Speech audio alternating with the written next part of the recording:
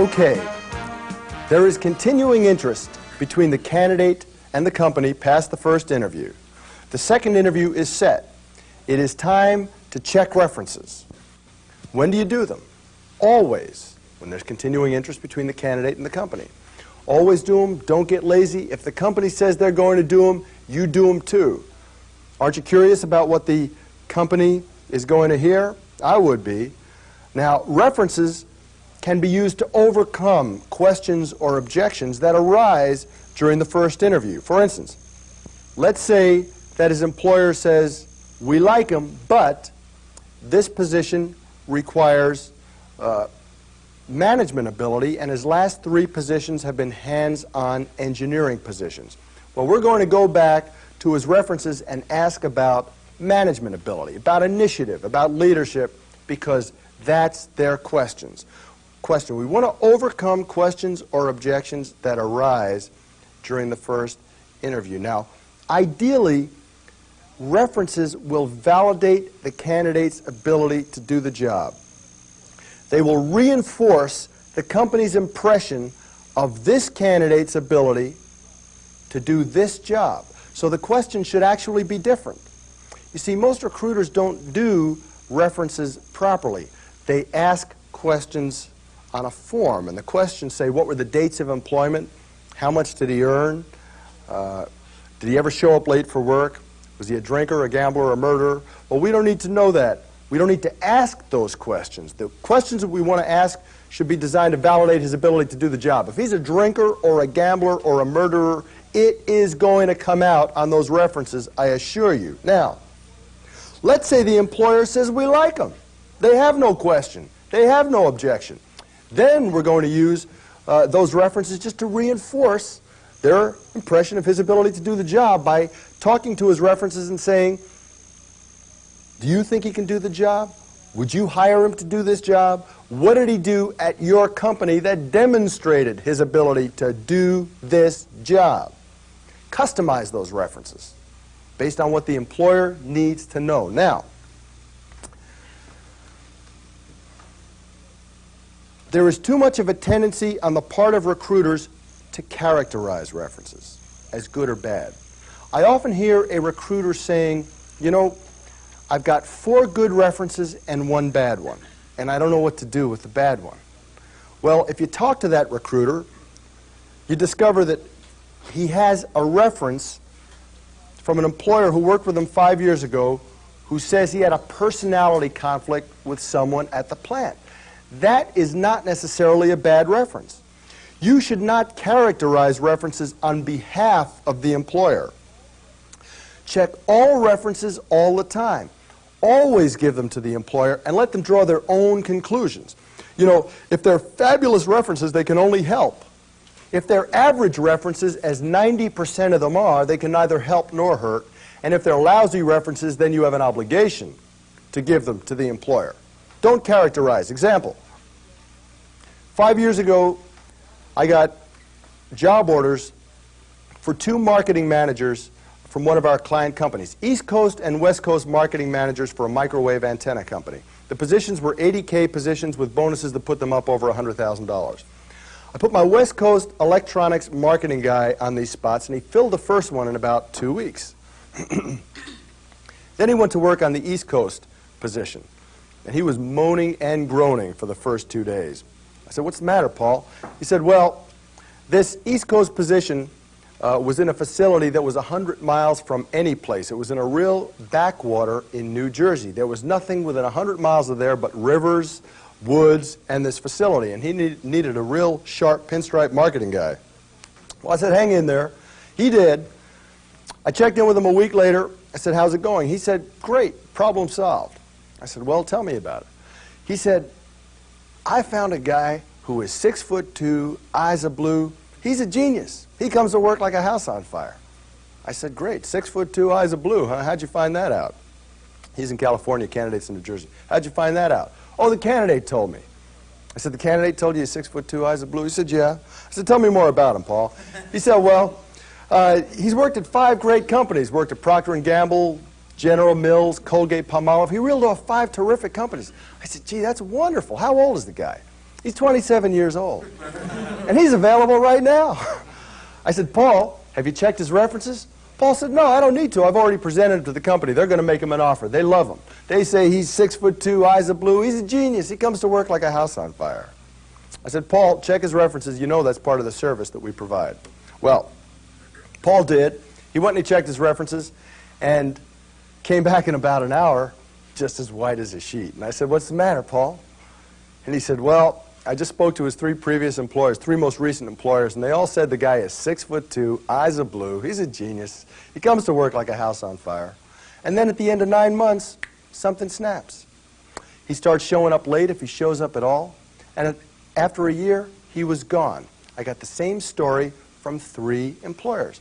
I said, well, gee, Paul, you better check with his original 2 employers, and Paul did, and he got exactly the same story. Well, I said, Paul, sorry, I told you to check those references, but you know we can't withhold this information from the client. You've got to tell them what you heard. But don't characterize it as good or bad. Just tell them what you heard and keep searching because you're going to have to find somebody else. So Paul called him up. He did give them the references. He didn't characterize it as good or bad, and he did continue the search. And wouldn't you know it, 2 days later, the company called up the candidate, made him an offer, and hired him.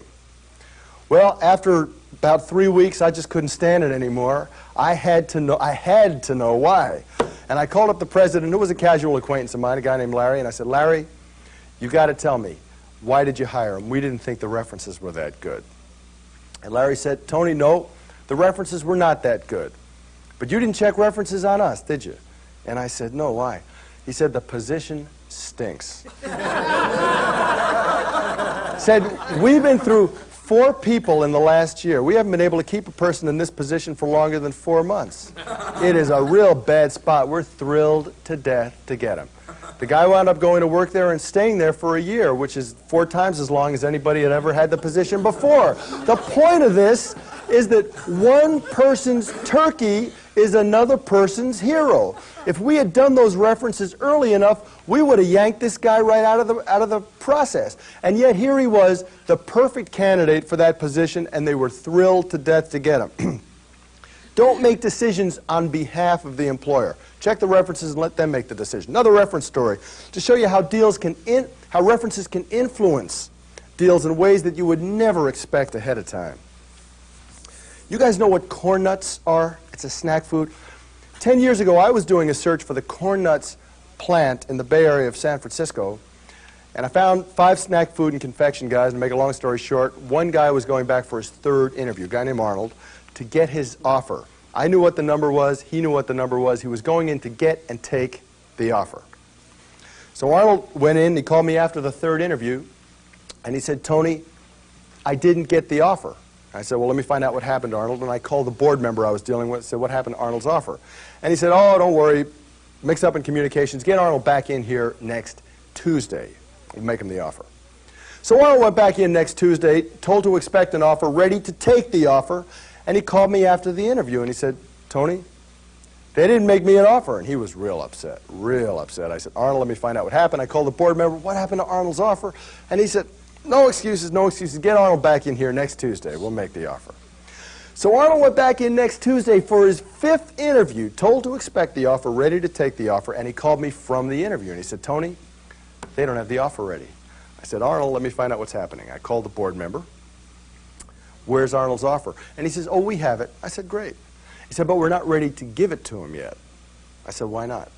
He said, Tony, did you know that Arnold weighs over 400 pounds? This is a snack food plant, remember. And I said, no, I didn't know that. And they said, well, we like Arnold, but we're concerned about his weight and how it affects his ability to perform. Have you checked his references? And I hadn't. I always did, but I hadn't this time.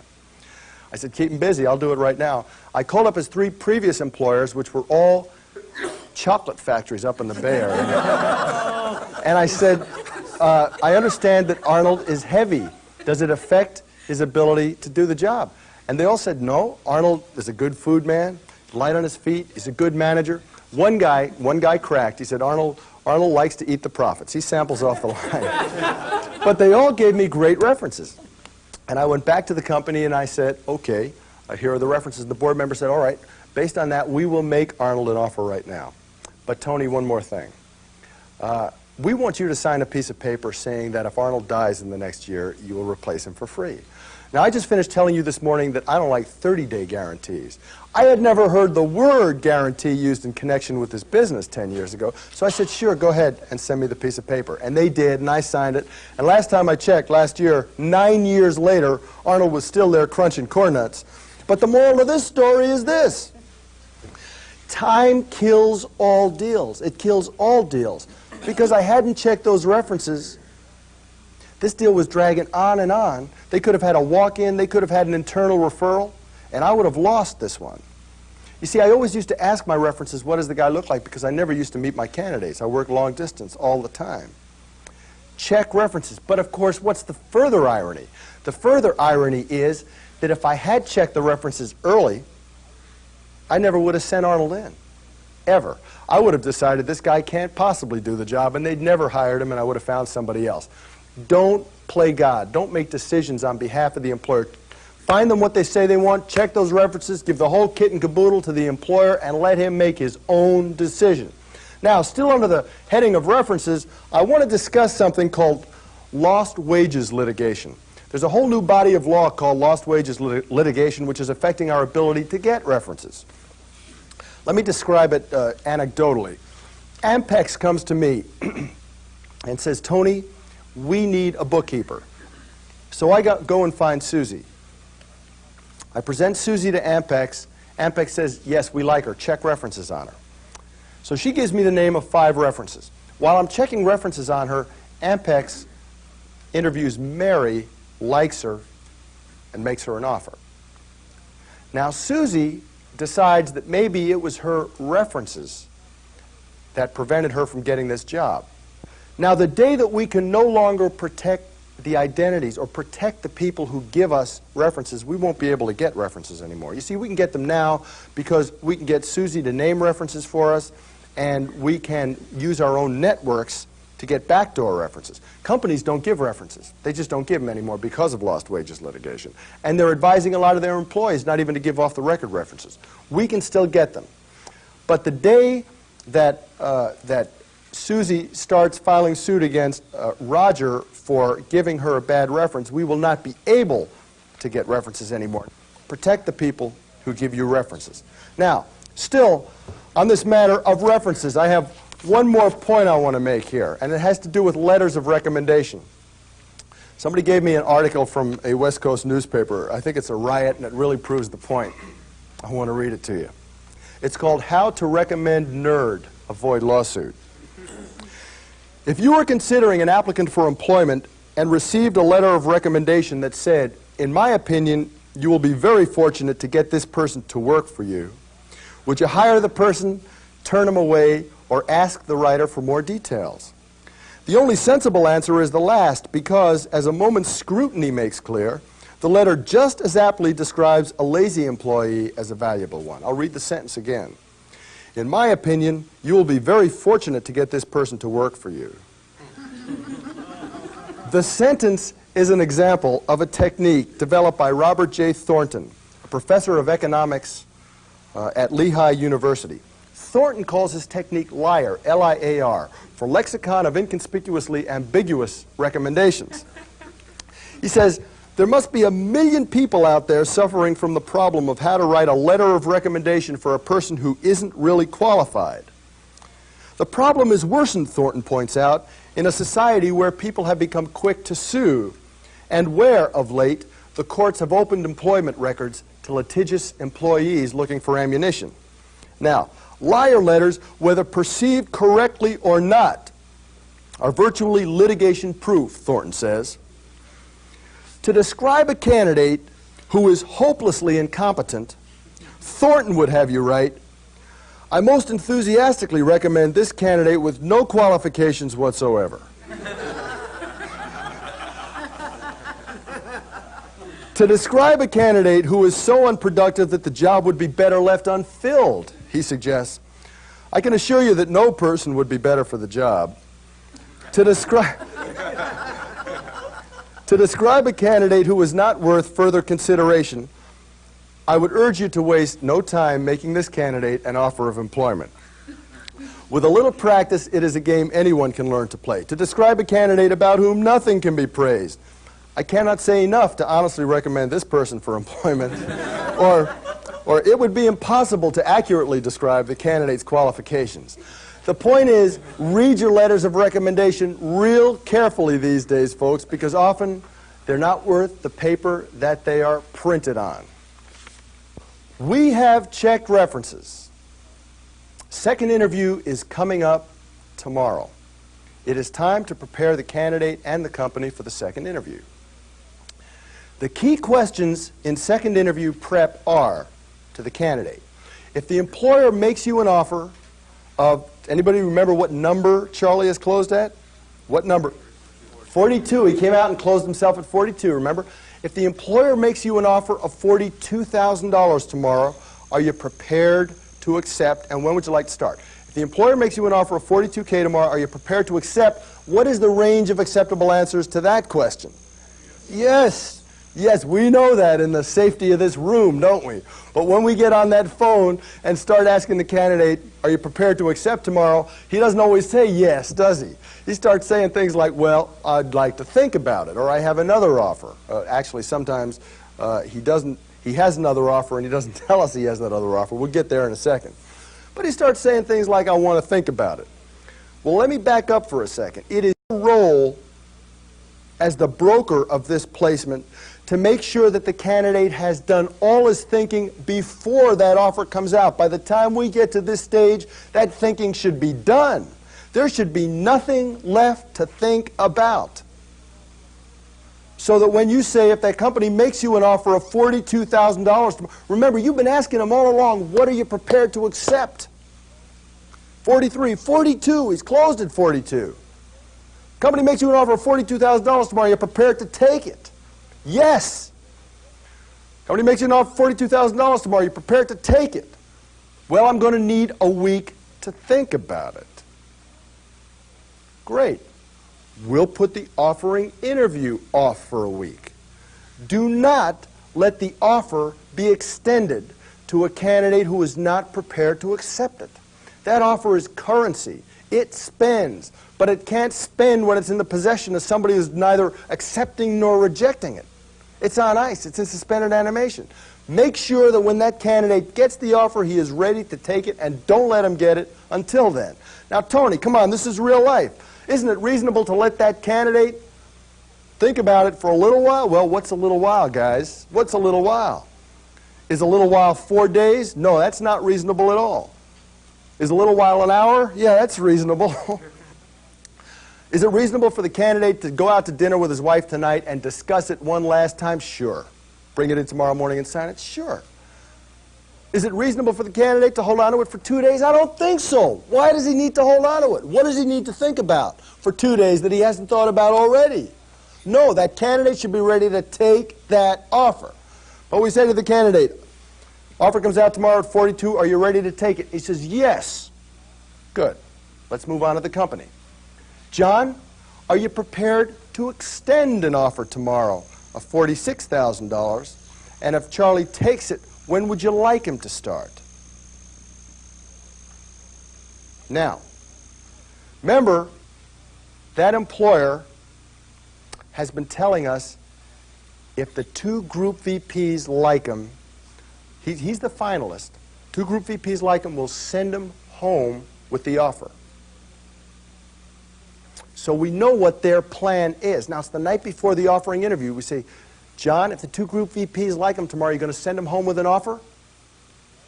And he says, well, we're going to need a week. Has that ever happened to you? We're going to need a week. Now, of course, in the absence of specific information about what their plan was, if he said we're going to need a week, we just have to say, okay, great. But we know they had intended to send the finalists home with the offer, right? So now how can we read it? Going to send him home with an offer tomorrow, Charlie? Well, we're going to need a week. What does it probably mean? There's another candidate in there. That's right. See, I want to teach you how to read the situation. Almost always means there's another candidate in there. So now you can ask the question, are you interviewing someone else? Well, as a matter of fact, another recruiter called us on Tuesday and presented a candidate, sounded kind of good. We have an interview set up with him tomorrow. We just want to take a look at him before we make a final decision.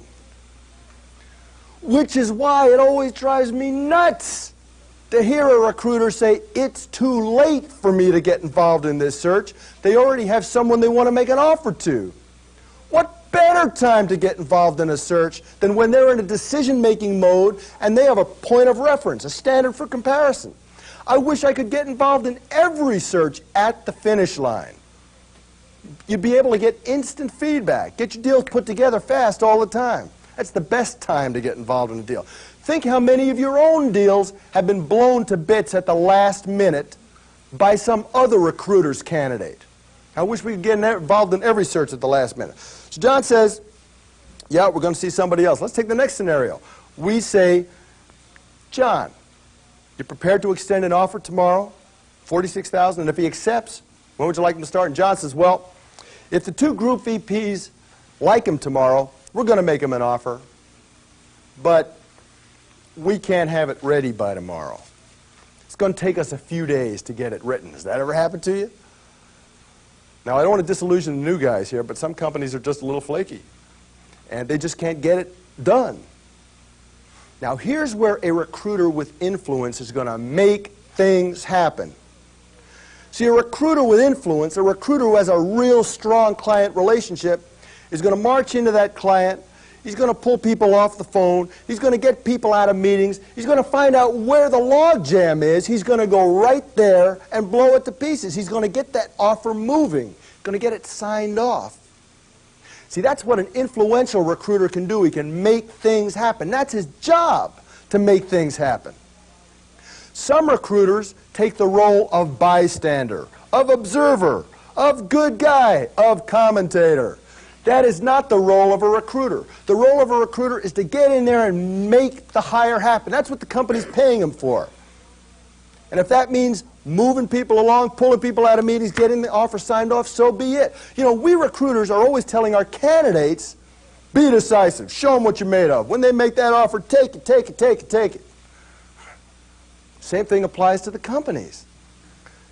Big shot recruiter is going to go into this company and say, you know what? You've been promising this candidate an offer at the second interview, make it, or else it'll make you look bad. I mean, you've guaranteed them that the offer is going to be ready. Show them that you're decisive. Show them that you can make things happen. Get it done. Recruiter's going to tell a company that. Next scenario, night before the offering interview. Talking to John, we say, John, are you prepared to extend an offer tomorrow?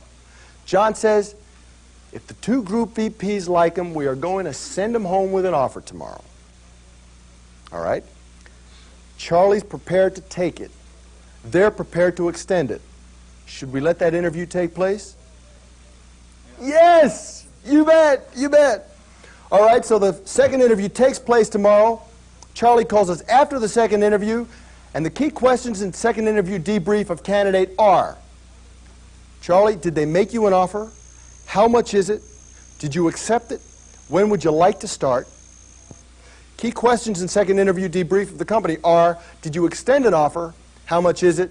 Did he accept it? When would you like him to start?